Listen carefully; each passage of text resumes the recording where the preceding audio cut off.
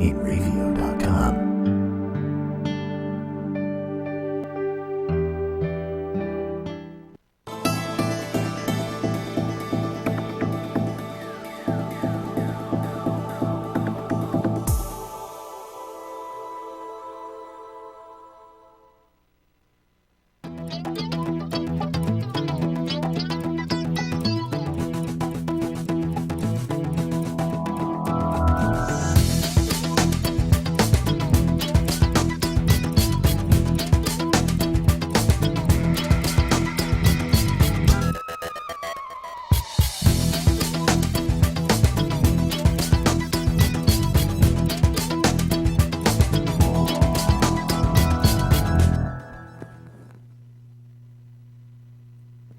Hello again, everybody. This is Joe Larson, and you're watching the 505 Racing Show. Welcome. Welcome. Some more snow here in the Northeast, but it's not as cold as it's been for the month of February. It was actually, I think it reached 40 degrees here on Long Island, so it was like a heat wave. But welcome to the show. We got some interesting things we're going to talk about today. We're going to talk about Atlanta and some of the stuff that went on there with qualifying and how 13 teams didn't get to take time because of some issues in the tech area. Whose fault that is remains to be seen. A lot of people want to blame NASCAR. We're going to talk about how this tech thing actually works. It's really not totally NASCAR's fault, and again, we're going to talk about that. And the Cup was there, Xfinity was there, the Campbell World Truck Series was there. It's all good. Anyway, NASCAR, Atlanta. It was chilly, Atlanta, and you know, I spent 6 months in Atlanta working down there about 20 years ago, and it was referred to as Hotlanta because it was so hot down there. I was there May, June, July, August, September, October, and it was hot. And it wasn't so hot there this weekend. It was cold. It was cold. In fact, most of the country has been cold for the last few weeks. But I don't want to blame the poor attendance for Sunday's race on the weather.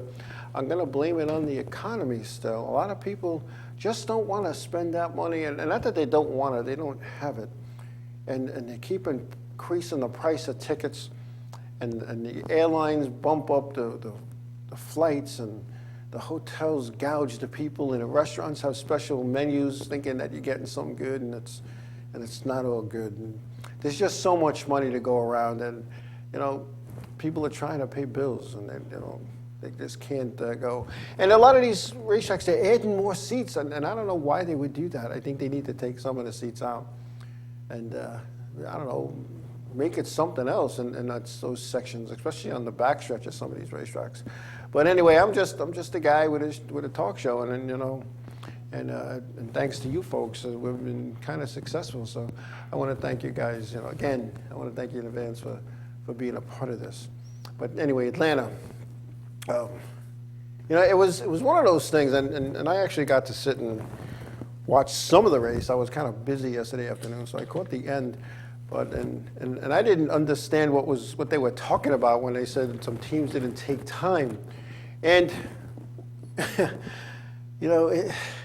qualifying for the Cup race was marred when 13 cars still had not passed inspection and were unable to make qualifying attempts. 47 cars registered for the race, and only 34 took time.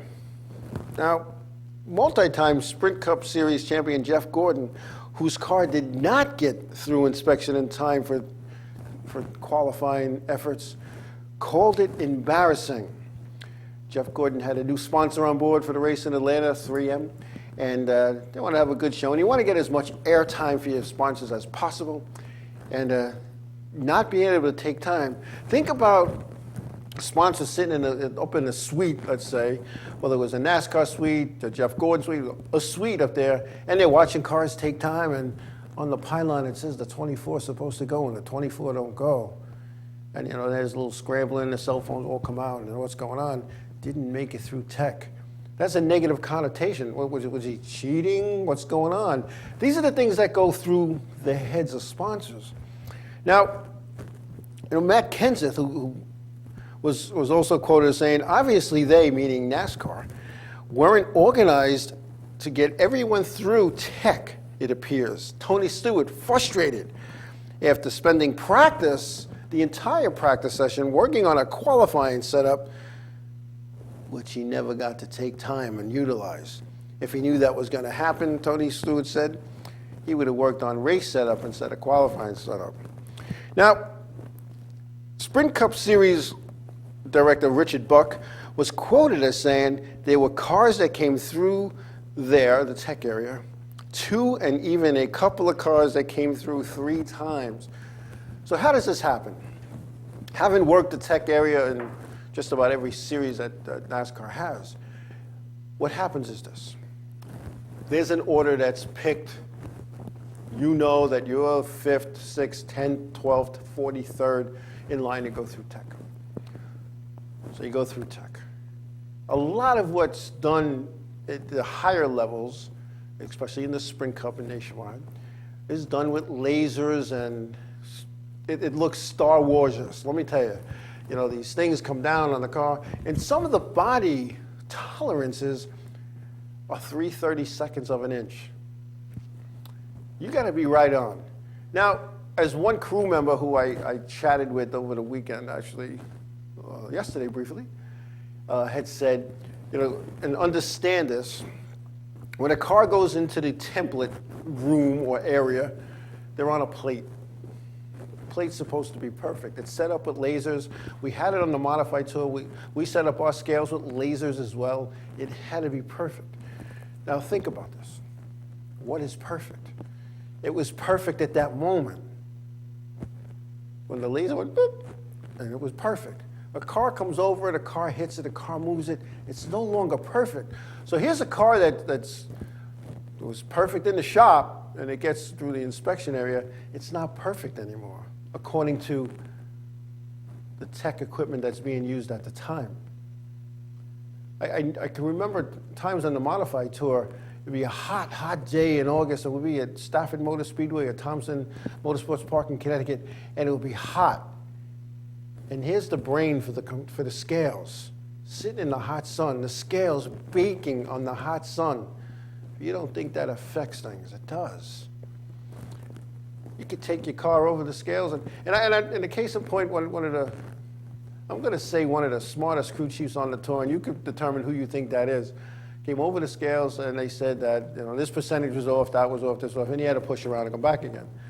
So he goes back over, and I have a good rapport with this guy. I had a good rapport with most of the guys. And I said to him, what'd you change? He goes, nothing. He goes, I just pushed it around and came back, because I know it's going to change by the time I got back over here. So to hold up 13 race cars and not qualify, to me, I thought that was wrong at first. Here I am. I'm going to stick up for NASCAR now. There's no reason that a team should go over 3 times. And one of the things that I feel is you need to be right when you go over. If it's just a minor adjustment, a little something, right, you come back around, you fix it. You can't, if you're not, at this level, if you're not right the second time, maybe you don't deserve to go out and qualify. I don't know. I just don't know. But think about the time. Time is allocated. I know there was a lot of time because after Sprint Cup qualifying, there was nothing scheduled on the racetrack or in the garage area. Time was allocated, or could have been allocated, to push it back. Somebody down in the tech garage should have said, tech guy at the tower, we still have 13 cars and you're starting to qualify. Maybe we should hold up. But nobody wanted to make that decision. And the reason nobody wants to make that decision for 2 reasons. One, the entry blank that they use, the entry blank is a binding contract, believe it or not. At least that's how it was always told to me, all the meetings I ever went to. The entry blank is a binding contract. If the entry blank says that the tech area opens, and I'll pick a time at 10:45, at 10:45 you start rolling over. And if it also says that qualifying starts at 11:07, the first car is going to roll off pit road at 11:07. It's just that simple. They're not going to change it. See, there's TV involved. There's other things involved. more than what's to the eye of you and me as casual fans, serious fans, or even people that are involved behind the scenes. Is more involved with just, all right, let's roll them through and get them going. The car's got to be right. They got to meet the rules. They got to meet the specifications. If they do not, they can't go take time. Because if they bend the rules a little bit, just a little, this is what happens. 3, 4, 5, 6, 10 events down the road. Car number 784 goes through. And they go, oh, that's no good. That crew chief's going to say, yeah, but you let car number 129 go through on this date at this racetrack. Why are you not letting me? So they got to stick to the letter of the law. Whether you agree with it or not, that's how it is. Was it a shame that these cars didn't get to go through? Absolutely. Absolutely. And when you look at the 13 names, you're not talking about, a bunch of back markers that don't know what they're doing. You're talking about the following guys: Alex Bowman, Tony Stewart, Matt Kenseth, Jeff Gordon, Jeb Burton, Reed Sorensen, Cole Witt, Landon Castle, Reagan Smith, Mike Lynette, Jimmy Johnson, Mike Wallace, and Matt DiBenedetto. They didn't get to take time. Not a big deal for most of them, because between owners' points and driver points and past champion provisionals, they were okay. However, Mike Lynette, Matt DiBenedetto, Reed Sorensen, Mike Wallace would miss the race because they couldn't get through tech in time to take time. Maybe they would have missed the race anyway. Maybe not. But this was preventable, and it's not, I'm going to repeat, this was not all NASCAR's fault. I know you don't believe I'm saying that, but it wasn't. Things need to be done. Yeah, maybe official-wise they're a little short-handed because there's a lot of stuff that's done with lasers and stuff, and yeah, maybe there's some cutbacks, and on qualifying day you don't have all your guys and gals there. Yeah, maybe all that stuff happened. But you know what? NASCAR's been doing this for a long time. They know how long it takes to get the average car through tech, and they also know from doing it for all these years, they also know how many cars on average don't make it over the first time. I mean, here's former champions didn't make it over the first time. Tony Stewart, Gordon, Jimmy Johnson, just to name a couple, didn't make it over tech. That's not because their teams are doing the right thing. That's because they try to push it right to the letter, right to the line, right to the edge, that 3/32 of an inch. They try to do that. Sometimes you get caught, sometimes you don't. Sometimes it doesn't matter if you're the first guy over or the last guy over. So you can't, as a tech official, and when I work the tech area, like I said, just about every series, you can't say, oh, no, come on, let's speed it up. Let's let this go. Because you can't do that. You still have to go as a tech inspector, whether you're doing wheelbase, tread width, wheel well openings, the front kick, whatever you're doing, ride heights, you have to treat every car exactly the same, and you have to give the attention to each and every car, whether there's 5 hours till qualifying or you're hearing cars on the track right now. And I tell you what, it was just one of those things. It was preventable, but I don't think NASCAR's totally to blame here. Bring your car to the racetrack, put it over the scales, put it through the tech garage, and make it right the first time.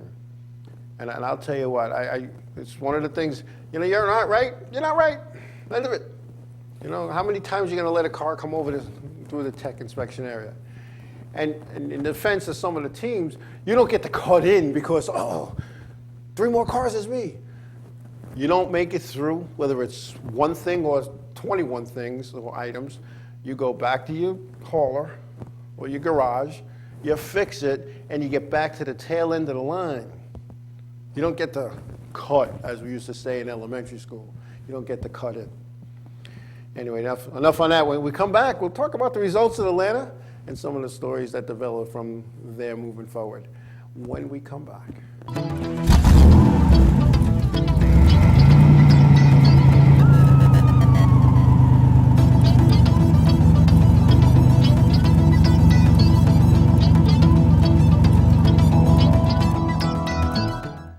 It's Kurt Chris Less Jake, and if InRavio.com spots you at an event wearing this bracelet, they will give you $100. The world of advertising has changed. Radio, TV, and newspaper revenues have declined drastically. Why? Because businesses have realized that advertising return on investment isn't what it used to be. So what can we do about it? Well, that's easy. Advertise online. Own a local restaurant, real estate agency, or even a national retail chain? Whatever your business, InRavio can get your message out there, and we can do it at a fraction of the cost. Call today and see the difference for yourself. This isn't TV. This isn't radio. This is InRavio.com.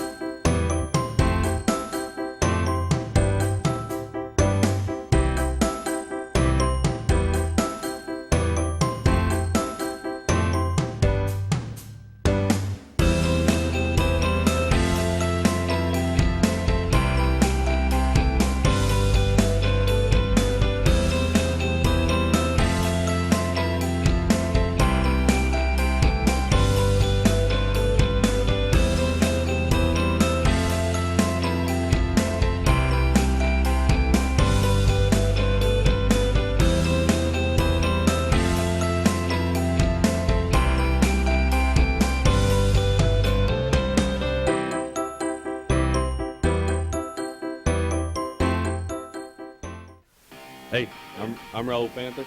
And I'm Commander B. Hawkins. And I'm Mark Well. We're some of the proto men.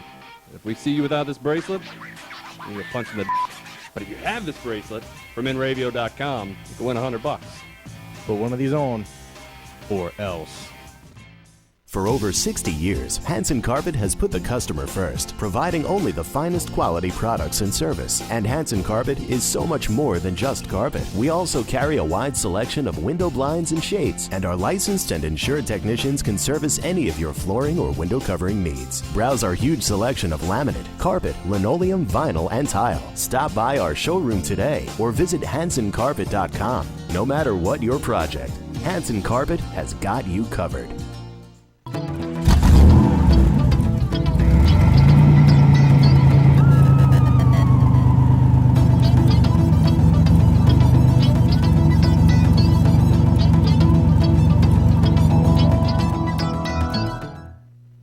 Hey, we're back.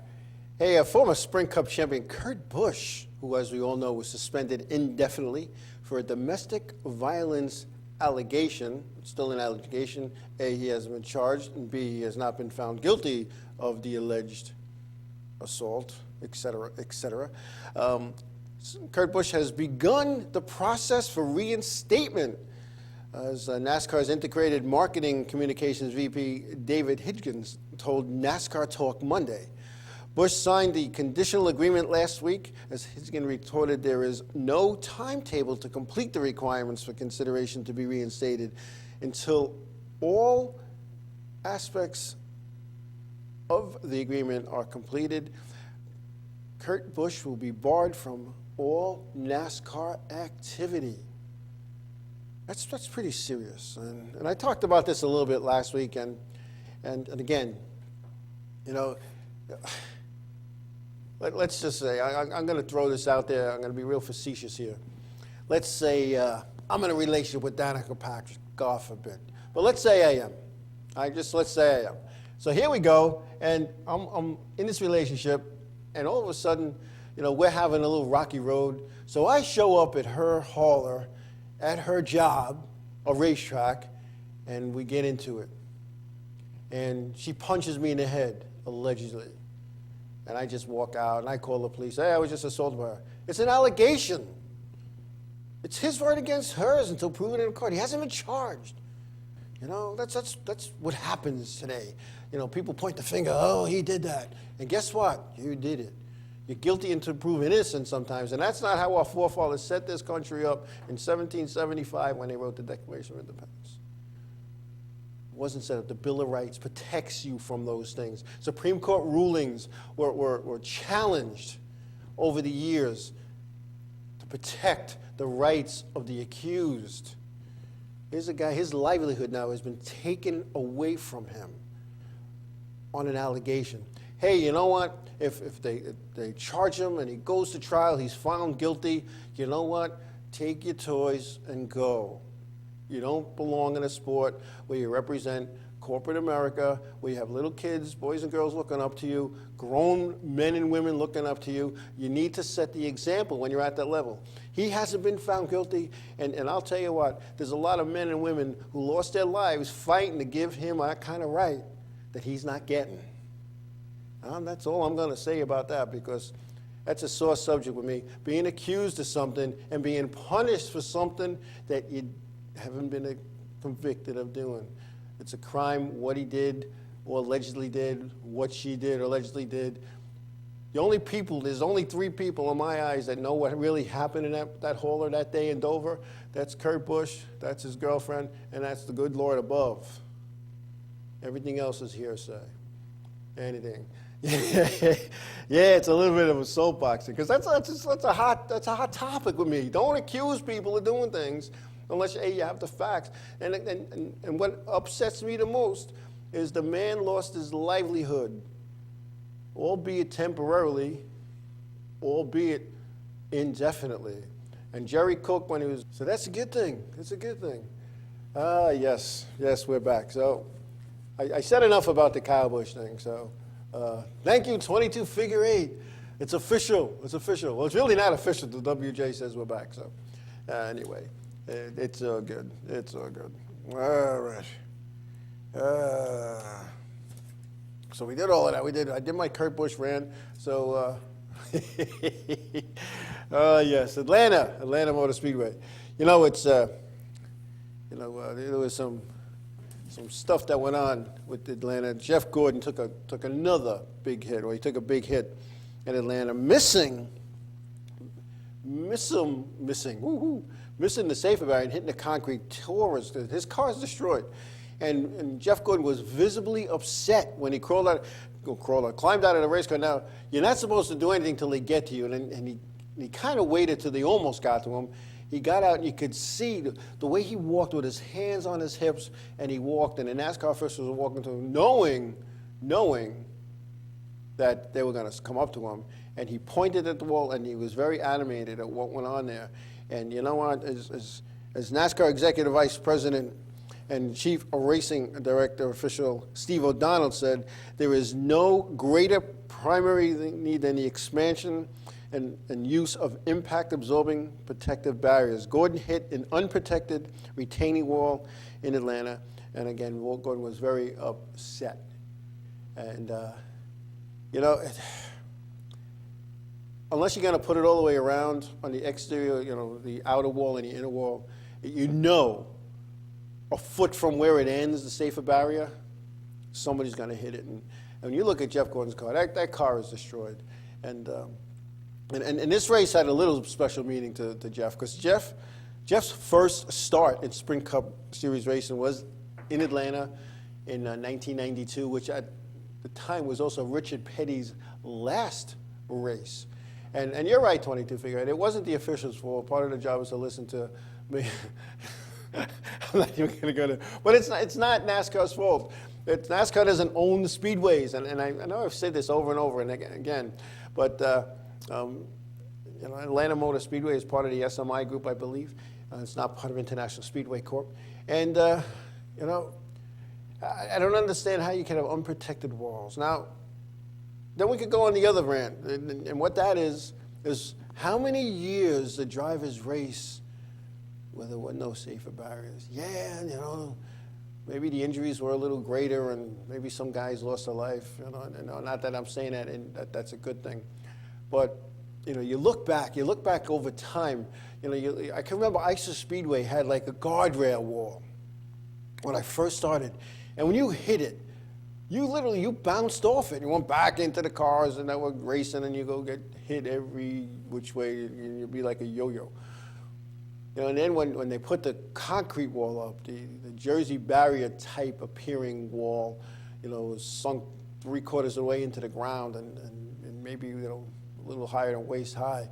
When you hit it, it sucked you in, but it was unforgiving. Man, somebody asked me just the other day. We were talking about one of my vendors that come into work, he came in, and he's a former figure eight driver, Bob Coletti, drove figure eight cars at ISO Speedway. And we were talking about the good old days, and I had said to him, you know, Bob, in all the years I raced at ISO Speedway, not that I raced a lot of years at ISO Speedway, but, you know, a handful, I never qualified for an event, never. I'm not ashamed to say I never. It was, you know, 60, 70 figure eight cars, and I wasn't qualifying. It was hard. It was hard to make the show, you know. Like I said, I started 33rd in the Consi once, and my friends were laughing at me. What are you even bothering for? You're not going to be in the top two. You're going to be in the bottom two again. So because I wanted to race. I wanted to get my 10 laps in. But anyway, and we talked about that. I said, you know, I hit the wall so many times when I was racing. So many times in the fence, going a little too deep, getting pushed out of the way by guys. You know. And I got real good at changing right side. And I don't mean tires, right side everything. Up as low as tie rods, spindles, ball joints. I got real good at it. I got really, really good at it. And then I learned, you know, it's when you don't hit the wall, you get to make those components a little bit better. You know, you get to play with angles and stuff. But it's you know, like WJ saying, used tires were placed in Daytona for the 500. That and they came up with, that's a lot of tires that they had to come up with. But you know, it's up to the facility. The racetrack is not NASCAR. You know, just like, you know, you go to I don't know, the Meadowlands to see the Jets or the Giants. You know, the stadium is not owned by the NFL. The NFL just happens to be putting on a show there. You know, same thing with hockey, Madison Square Garden. The NHL doesn't own Madison Square Garden. That's just where the NHL happens to play. So it's just one of those things. But you know, Jeff Gordon took another hard lick, and it's part of the reason why he's going to retire. He's going to retire, you know, kind of on top of his game, because you know, you watch Jeff Gordon walk, and the last time I saw him walking through the garage area, he's not walking the way Mark Martin walks, because Mark Martin walks kind of like this. And he's not walking like Jerry Cook, you know, is walking, you know, where it looks like he's walking gingerly. But he's not walking the same that he was, you know, 5 years ago. And it is what it is. And like WJ said, there's 43 teams, 10 sets of tires race. That's 4,300 tires at the end of the day. It's a lot of tires, But anyway, so what do we got going? Let's see. I want to talk about. Yes, I'm sure everybody saw the Xfinity car was taken. The car of Travis Quaffle was stolen Friday, leaving Quaffle without a car to race on Saturday, right out of the hotel parking lot. Truck, trailer, car, boom. The race car was stolen and was found Saturday morning in a wooded area. Basically, all the thieves wanted was the trailer and the stuff that was in it, probably the tools and stuff they could get rid of real quick and easy. But and reports had the car worth $250,000. It wasn't. I don't know where they come up with these numbers, but you know, I just find it interesting and amazing that the car is taken from the hotel and is found like right after qualifying's over. Something is fishy here to me. Something's not right. You know, because, you know, and I've heard of, you know, race cars disappearing from hotels. You know, you know, funny quick story. Jamie Tomani was telling me a story that he stayed at a hotel. Woke up the next day, all the guys and whatever. There was a bunch of guys going, and they get down the road. They're going to stop for gas, and they realize the race car is missing. The car's gone. It was gone.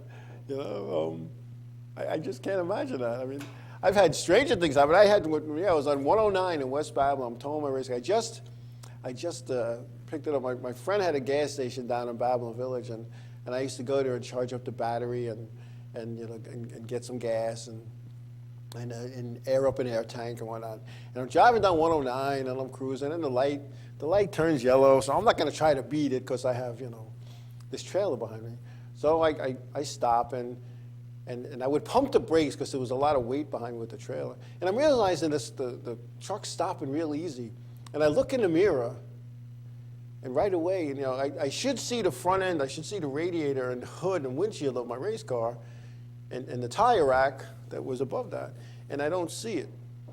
And I look in the mirror, and it was one of these. I went, and all of a sudden, bam, it disconnected, and it came flying down and hit me. The trailer went under the truck and ripped the tire rack off, and the race car went on top of the bed of the pickup. And I'm like, oh, man. Now, back then, you know, the circle I was in, you didn't register your trailer. And the good thing about it was the little sticker, for those who don't know, there's a little sticker that you get, you know, that you put on your little license plate. And the color of whatever the color was that year, the sticker I had on that plate was that color from like 10 years ago. And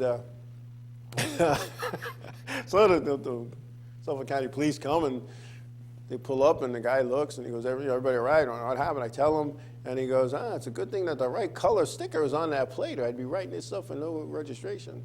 And I kind of went, oh yeah, you know. Yeah, 22 finger, I'm kid you not. So here we go, and I'm trying to figure out how the front end of the race car is on the bed of the truck, and the trailer's underneath. So I knew if I just drove the trailer, I'd get off the trailer. And now I have my race car kind of hanging on the back, and there's nothing I could do other than to get in the race car, put it in reverse, and just let it bang down. Well, so the police are like, what are we going to do? I says, well, the next light was a friend of mine. He owned Park Avenue Fuel Oil. And we were good friends, and his father and I got along. And so I tied chains. I put the race car in the parking lot of the shopping center, and I tied chains to the trailer, because the coupling broke, and I dragged it to Park Avenue Fuel, and I left it there, and he welded it up and got it all fixed. And I went back, and I'm like, the cop says, you can't leave your race car here. I said, what do you want me to do? They're fixing my trailer. He goes, where you headed? I said, I was headed home. He goes, where's home? I said, it's like 4 blocks down Little East Neck Road. And he goes, listen. He goes, this is against my better judgment. This is a true story. I'm looking. This is against my better judgment. Will it drive on the street? I said, absolutely. He goes, all right, this is what we're going to do. I got another car coming. One's going to get in front of you. One's going to get behind you. We're going to drive to your house. Just tell me exactly where your house is. So I tell him exactly where it is. And and my parents' house is right on Little East Neck Road. But the driveway was on the side road. So I explained that to him, and it was all good. And I'm driving down the road. I'm driving down Little East Neck Road, and we come to my mother's block, and I turn in to my mother's street, and then I turn it into the driveway. Now, in the meantime, you got a picture of my mother. She's probably, you know, hanging out wash or something, and she sees 2 police cars, in her mind, chasing me in her head with their lights flashing and the sirens. She comes, she's yelling at me and stuff, and the police says, no, we told them to do that. But no, they didn't close down the highway. I just followed them. It was kind of funny. And I actually got to put my figure 8 car in 3rd gear, which I never used before, because I always raced in 2nd. Maybe I shouldn't use the term race. I always drove on a racetrack in 2nd. But true story. It was one of those funny things that happened back in the day, you know. And then went back. They drove me back to Park Avenue Fuel, and which was only like I said, a block away from where my truck was. And I went and got my truck. Actually, no, they drove me back to my truck, and then I drove to Park Avenue, and they fixed my coupling, and we went back, loaded it up, and still my mother's still yelling at me. And went to Ice Speedway, and started like 3rd in the heat and finished like last, and started like 10th in the Consi and finished like last. And then I went to grandstands and watched the show. So, oh yeah. The things that we did, and Bill Stockett. It was actually Bill Stockett's truck, and when I called him, when I got to my mother's house, I called him. I told him what happened. He didn't say, "Hey Joe, you all right? The race car, is my truck okay?" And I'm like, "Yeah, Bill, your truck's okay. I'm okay too, in case you're wondering." But, the good old days. It was all good. It was all good. Anyway, so what do we got going on? So they're gonna take care of that. And we got that. All right. Atlanta, trucks. Matt Crass was the winner, followed by Ty Dillon, Ben Kennedy 3rd. Daniel Suarez was 4th. Tyler Reddick 5th, Johnny Sauter 6th, Eric Jones 7th, James Bruscher was 8th, Timothy Peters 9th, and Joe Nemechek rounding out the top 10. The Xfinity Series, Kevin Harvick took down the win there, followed by Joey Logano, Ty Dillon, Chris Bruscher 4th, Chase Elliott, this kid's going places, man. He's going to be in the 24 next year, 5th. Paul Menard was 6th, Brian Scott 7th, Matt Kenseth finished 8th, Reagan Smith 9th, and Kyle Larson rounded out the top 10 there. In the Cup section of the weekend, Jimmy Johnson was the winner there, followed by Kevin Harvick. Dale Earnhardt Jr. was 3rd, Joey Logano 4th, Matt Kenseth 5th, Martin Truex Jr. 6th, A.J. Allmendinger was 7th, Brett Moffitt. I remember when he was in the old K&N Pro Series East driving for Michael Waltrip Racing. Nice guy. Finished 8th. That was an awesome finish for a guy who never even saw this racetrack ever in his life. Brad Keselowski 9th. Ryan Newman rounding out the top 10. So that was what happened in Atlanta. Again, I looked at that crowd. The crowd was weak at best. You know, Ben Kennedy, of course he passed inspection because I wasn't in the tech area, the old K&N Pro Series East when I was there. I made him go through like 4 times, and all the officials were saying, "You know who he is?" I said, "Yeah, whatever car number." He goes, "Oh, no, that's car number such and such." "No, but do you know who he is?" And I'm sitting there, and it clicked. I was like, "Yeah, I know who he is," and I treat everybody the same. So after like the 3rd or 4th time, whatever it was, they finally made it, and Lisa France Kennedy came over to me, and the guy that was working the scales, he whispers and he goes, "She's coming to you. You might as well just go home." And she comes over to me and she says, "Thank you." And I says, "Oh, no need to thank her." She goes, "No, thank you. These guys need to learn a lesson because who they are. They can get away with things, and so I thank you." And it didn't help me because I don't think I did too many K&N Pro Series races after that. But anyway, it was all good. It was all good. So I think we should take a break. I think. Yeah, we're gonna take a break. I'm getting the control was going to say. I know we took a break when we were down, but we got bills to pay. We got sponsors to get this stuff out.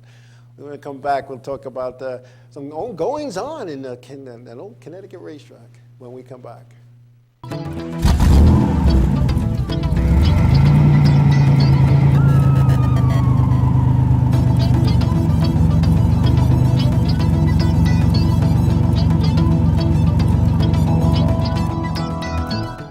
For over 60 years, Hanson Carpet has put the customer first, providing only the finest quality products and service. And Hanson Carpet is so much more than just carpet. We also carry a wide selection of window blinds and shades, and our licensed and insured technicians can service any of your flooring or window covering needs. Browse our huge selection of laminate, carpet, linoleum, vinyl, and tile. Stop by our showroom today or visit hansoncarpet.com. No matter what your project, Hanson Carpet has got you covered.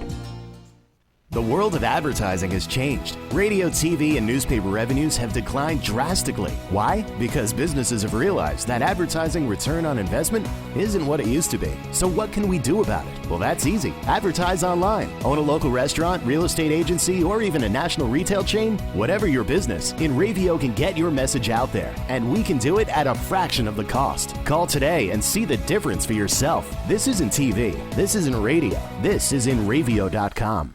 Hey, this is Chris Les Jake, and if InRavio.com spots you at an event wearing this bracelet, they will give you $100.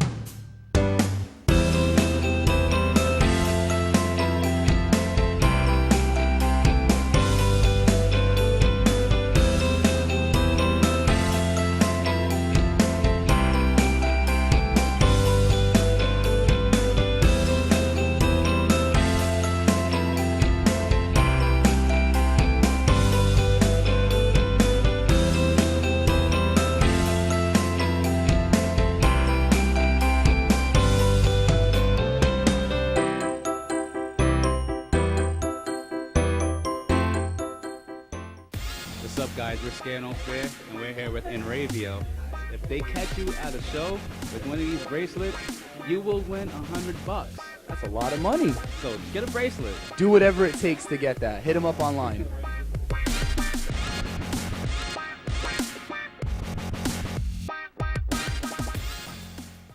Enravio.com wants you. Enravio provides the best in TV, film, post-production, and so much more. And we're growing. Right now, we're looking for a team of pros that can join us. So what are you waiting for? We need show hosts, production crew, marketing gurus, sales experts, audio engineers, lighting, visual effects, and camera crews.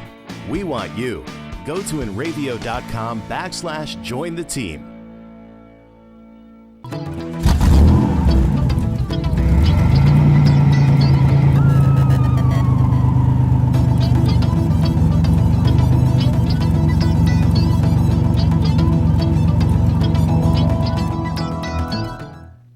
Hey, we're back. All right. Connecticut. Everybody knows the Waterford Speed Bowl is going to be back in action. And it's going back to its original name, the New London Waterford Speed Bowl up in Connecticut. It's going to start its 65th season of auto racing on the southern Connecticut shore and will be a NASCAR Whelen All-American Series racetrack. And it will include, I'm sure everybody knows this already, a NASCAR Whelen Modified Tour event, which was added to the schedule. It'll be Saturday, May 30th. This will give the Mod Tour 15-point races in 2015. And I saw that coming. That had to be. I think that was one of the things that was already sitting in the background, and until everything was settled, NASCAR and the track couldn't make an announcement, and it was added. So I'm just...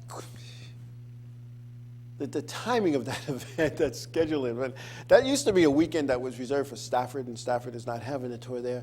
And there's a lot of activity, over there. I think the next 3 weeks of racing on the tour, where they have almost, a month off. So, but Waterford puts on a good tour race. I've always enjoyed going to Waterford, whether it was as a spectator or watching a modified tour event, or working a modified tour event.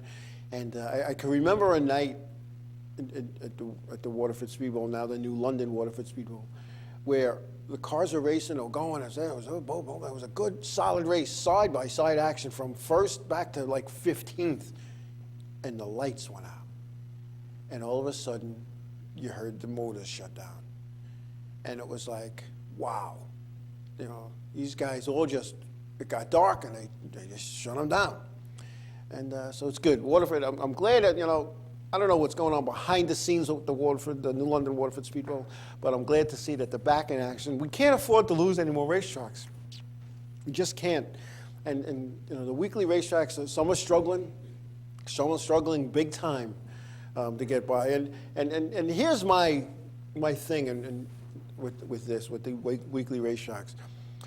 First of all, a lot of the weekly racetracks across the country are caught in that paradigm that we do it this way because we always did it this way. Or they get caught up in the, we tried that once before and it didn't work.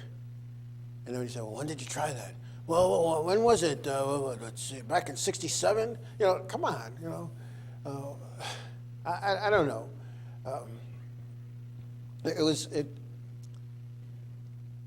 They're hurting.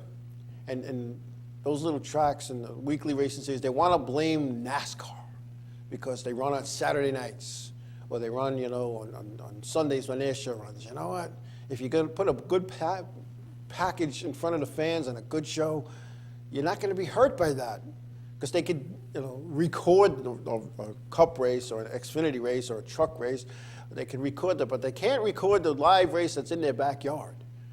So what do you got to do? You got to do things to get the fans to come to the racetrack. And I just jotted down a couple of things, and feel free to to join in. Or what do you think that you think could happen? First of all, the weekly tracks need to look at scheduling. And what do I mean by that? Well, whenever you can start racing, why not put a show out there? And you have these cold April nights when you could start racing. So you know what? You don't charge the big dollar ticket amounts to get them in, right? you work up gradually to that, and you make it, you advertise that, you know. Nobody wants, you know, ticket shock when they get to the window to buy their ticket, and, you know, and they think they're going to pay, you know, whatever, $12 and it's $20. They don't want that. But scheduling. Get your schedule right. Get your schedule so that you have your core divisions racing every week. Now, I know a lot of tracks, I'm starting to see they're doing this every other week thing, or they're doing you race 2 weeks, you're off 2, you race maybe 3, you're off 1. And so that each, you know, division at a racetrack, you know, gets a specified number of events.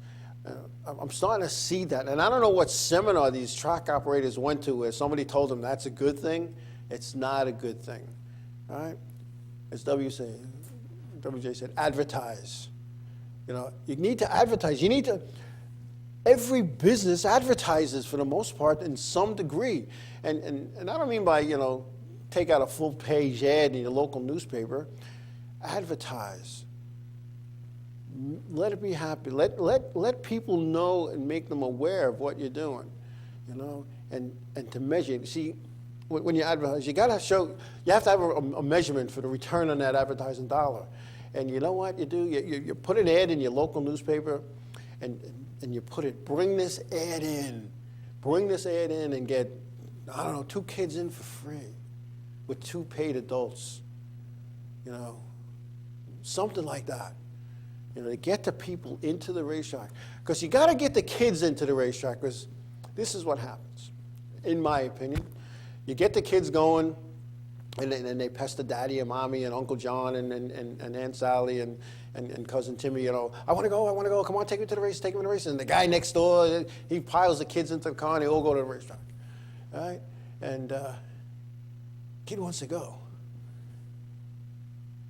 Now that guy, young boy, young girl, whatever, as they get older, where are they going to go when they have a date? They're going to take their date to the racetrack, you know? You know, the local people that are near the racetrack, go there and say to the guy, hey, listen, you own this place? Can you put this sign in your window or on your counter? And what I'm going to do in exchange for that, if you could have this sign up every week, I'm going to come every week. And if I see this sign up, I'm going to give you 2 tickets to come to the racetrack. So you get them coming. Now, nobody's going to go, you know, the guy's going to say, I got 2 tickets to the races. Well, you want to go? You're going to go. You know? Admission. That's one of my, you know, that's one of my things. You know, what it costs to get into these events sometimes. It's not necessary. You know, I was in a business years ago, not that I worked in the family business that my dad had for, oh, gosh, 40, 50 years. And we were talking, it was a unique business. We designed and manufactured special cutting tools for automated machines. If any of you guys are machinists out there, you know what I'm talking about. And on some of the items, I remember talking to my dad and says, you know, how do you come up with a price for that? And he goes, in some items, it's whatever the market will bear. I says, really? He goes, yeah, because if you charge, and I'll throw a number out there, if you charge $50 for this, let's say this is a tool, you charge $50 for this. And all of a sudden, they want them, oh, give me. Maybe you're not charging enough, so now you do $100. That made it a little crazy, but you don't do that with racing. It's not what the market will bear, because the market ain't bearing it anymore. So what you do is you make a fair amount of money, you know? And like Jay Slice says, you make it so a family could go. And in order to make a family go, especially here, and again, I don't want this to be misconstrued as a bash on my local racetrack, but on Long Island, there's a lot of people, because it was just named that Long Island is the most expensive place to live in America. Most people work 6, 7 days a week. Some of them work 2 jobs. So the guy gets off from work on a Saturday at 5 o'clock. By the time he gets home, does his thing, has a bite to eat, washes up, whatever, you know, these early starts are hurting. Start a little bit later so that the working man could go, and the working man who wants to race could go race as well. Okay? So you do that. You also need to be fan-friendly. You know, Yeah, Jason, like, you're not kidding. I think, the Islanders had a 4 ticket for $99, included 4 hot dogs and 4 sodas. All right, so here I am, and I'm in my season ticket seats that I had for years. Right behind the net, just above the glass, so the glass wasn't in my way. And I'm sitting there for years. $125 a seat. I have 2 of them. I have like not every home game, but a little more than half. You get to know who's sitting around you, because it's the same people as season ticket holders. But there's 4 seats here. Always had so many different over here. And one guy saying, I hear him talking to his buddy. He goes, yeah, not bad for $100. I'm thinking he's talking about per ticket. It was $99, like Jay Slice says. So I says, really? He goes, yeah. So I called my rep up. I asked him about it. My rep said to me, well, we're trying to entice, new fans. Yeah, what about the old one who's been coming here for years and years and years and paying, paying like, 10 grand for a season ticket? Think about that guy. So they need to do that, fan-friendly, family-friendly. Have Armed Forces Night, Fireman Night, Police Night. Let them in for nothing. Come on, let them in. The old Isis Speedway used to start 7:30. I can remember watching the Pro Bowlers Tour, which was on at 3:30. Me and Bill Stockett, we sit there, we would have our cars ready. 3:30, Pro Bowlers Tour was on. We'd have something to eat, catch the beginning of Wide World of Sports, which was on at like 4:30, and be on our way at like 5:30. The pits open, I think, at 6, And that's how it went. And like WJ says, you don't need a lot of divisions. 2 or 3 core divisions. 2 or 3 core divisions that race every single week. When I first started this racing thing, I didn't wake up that morning or Friday night and say, oh, let me look at the schedule. We running tomorrow? No. My schedule was pristine from the day I got it to the end of the season, because I didn't look at the schedule. I was on every week. The only thing that might have changed was there were double point races back then. They don't have those anymore. But 3 core divisions, and maybe a division, like a couple of divisions that travel, because that's what you need to do. And again, friendly. You need to have interaction with the fans. You need to interact with them. You need to give away stuff, T-shirts. Go through the pit area. Have each driver donate a T-shirt, because they're all selling and wearing and having their team T-shirts. And what they need to do is each team donate a shirt. All right, so in the course of a season, 15, 20 shirts? All right, and then, I don't know if you want to throw them over the fence into the grandstands or raffle them off, and I'm with ticket number 1, 2, 3, 4, 5, 6. You want to, or whatever, T-shirt. All right, do stuff like that. Give away a ticket to like a big event that you got coming up. Advertise that. These are the things you need to do to promote your business, because racing is a business. And I've been saying this. We're coming up on 200 shows. I've been saying this just about from the beginning. Racing is a business. The promoters need to make money to keep that business afloat, and they're not making money with empty seats and empty pit areas. And as Mark Carew said to me one time, he said, race cars in the pits equates to fannies in the seats. And if your pits are down, your grandstands are going to be down. And why is that? Because if you think about it, most race cars bring their crews, and I'm sure if you went through your local racetrack, and whether it's in Connecticut, New Jersey, California, Texas, Alaska, Australia, wherever that might be, you went through, you're going to see probably that on average, if you take the total number of race cars divided by the total number of people who signed into the pit area, it's probably around 6. Average is 6 people per. That number is now multiplied by 4, because this is a little marketing demographic thing I did 4 seasons in a row at a local racetrack. For every person that was in the pit area, there was like 3.5 people in the grandstand. So now you got to work on two things. You got to get people in the seats, and you got to get cars on the racetrack in your pit area. And how do you do that? You do that with fair play, consistency, not having silly rule changes. I was always against rule changes. The only rule changes that I would make, and with a knee-jerk reaction, is a rule that of safety. Competitive advantage, you look at it, you test, you know what, that guy did his homework. That you change next year. But if it's a safety thing, one of the biggest things that I didn't like about late models and street stocks and whatnot is the trailing arm bolted up right behind the driver's seat. So you got a 22 gauge steel plate between it and an aluminum seat. You back into that wall hard enough, where's that trailing arm gonna go? Gonna go through that driver's back.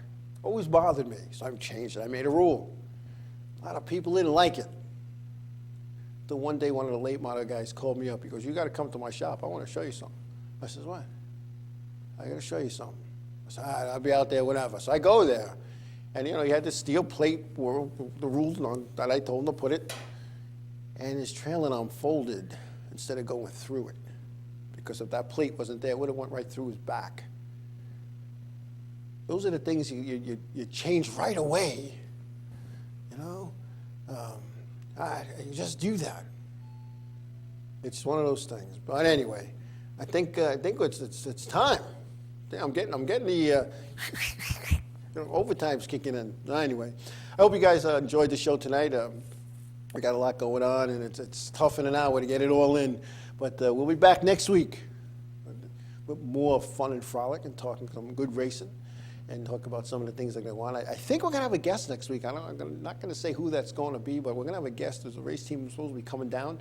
We'll know that for sure tomorrow, actually. I was hoping to know that by today. But anyway, I want to thank everybody for taking time out of their busy schedules to be a part of the show. And not only is the 505 on Racing Show my show, it's your show as well. And I wouldn't have a show without you people, and I thank you. I got to humble myself once in a while because I enjoy doing this. It's like sitting with my buddies.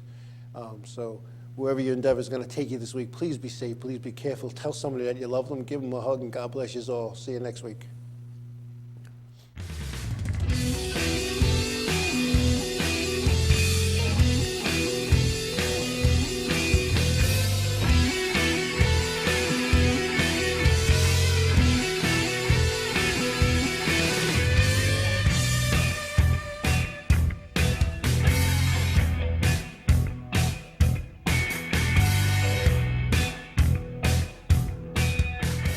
NASCAR.